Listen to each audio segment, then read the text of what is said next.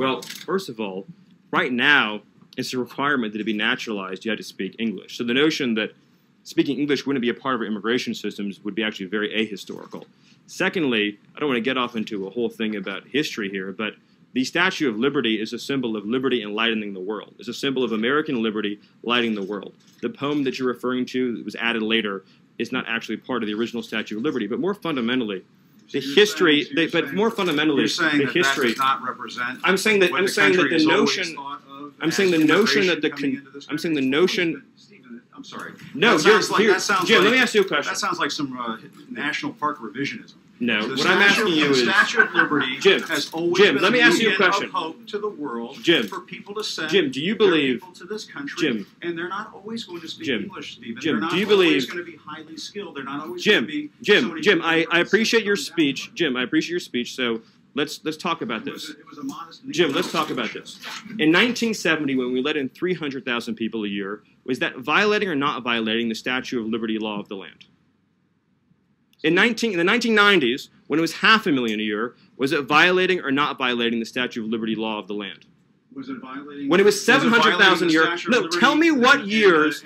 Tell me what years. Tell me what years meet. Tell me what years meet Jim Acosta's definition of the Statue of Liberty poem law of the land. So you're saying 1 million a year is the Statue of Liberty number. 900,000 violates it, 800,000 violates it. You're sort of bringing a press one for English philosophy here to immigration, and that's never been what the United States has been about, Stephen. But your statement's also shockingly ahistorical in another respect too, which is if you look at the history of immigration, it's actually ebbed and flowed. We've had periods of very large waves, followed by periods of less immigration and more immigration. And during we've had a period of immigration right now. The president wants to build a wall. You want to bring about a sweeping change to surely, the Jim, you don't actually think that a wall affects green card policy. You couldn't possibly believe that, do you? Actually, the notion that you actually think immigration is at a historic law, the foreign-born population in the United States today, Jim, talking about how border crossings. Do you really? I want to be serious, Jim. Do you really at CNN not know the difference between green card policy and illegal immigration? Sir, you really don't know that? Cuban immigrant. He came to this country in 1962, right before the Cuban Missile Crisis, and obtained a green card. Yes, people who immigrate to this country can eventually. People who immigrate to this country not through Ellis Island, Jim, as a factual question. In other ways, do obtain a green card at some point. They do it through a lot of hard work, and yes, they may learn English as a second language later on in life. So, but this whole notion of they could learn, they have to learn English before they get to the United States. Are we just going to bring in people from Great Britain and Australia?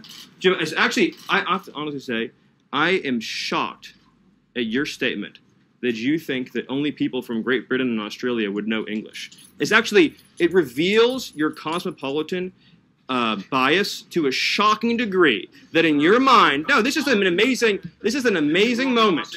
This is an amazing moment that you think only people from Great Britain or Australia would speak English is so insulting to millions of hardworking immigrants who do speak English from all over the world.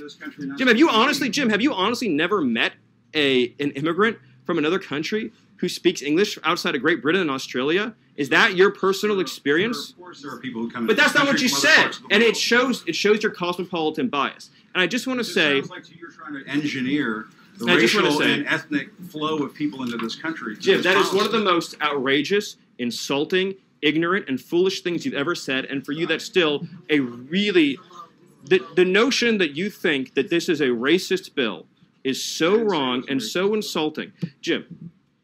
The reality is that the foreign-born population into our country has quadrupled since 1970. That's a fact. It's been mostly driven by green card policy. Now, this bill allows for immediate nuclear family members to come into the country, much as they would today, and then it adds an additional points-based system. The people who've been hurt the most, the people who've been hurt the most by the policy you're advocating are apparently just unfettered, uncontrolled migration. The people who've been hurt the most by the policy. The people who've been hurt the most by the policy that you're. The people who've been hurt the most by the policy you're advocating are immigrant workers and minority workers and African American workers and Hispanic workers. And it has African American community. Now you brought it up again. You said you wanted to have a conversation and not target. Is it going to be a target? This is what we want to do. Using the African American community, are you going to target? I'm not trying to be funny. Right, and I know what you're saying. What you're saying is 100% correct. We want to help unemployed African Americans in this country and unemployed workers of all backgrounds get jobs. And insinuations like Jim made, trying to ascribe nefarious motives to a compassion immigration measure designed to help newcomers and current arrivals alike, is wrong.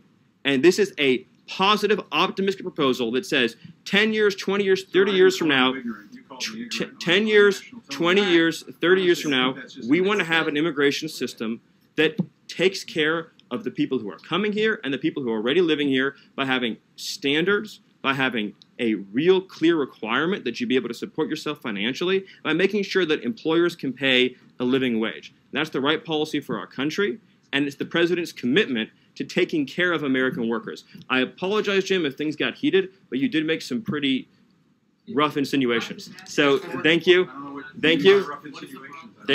and I'll hand it over to Sarah. I think that went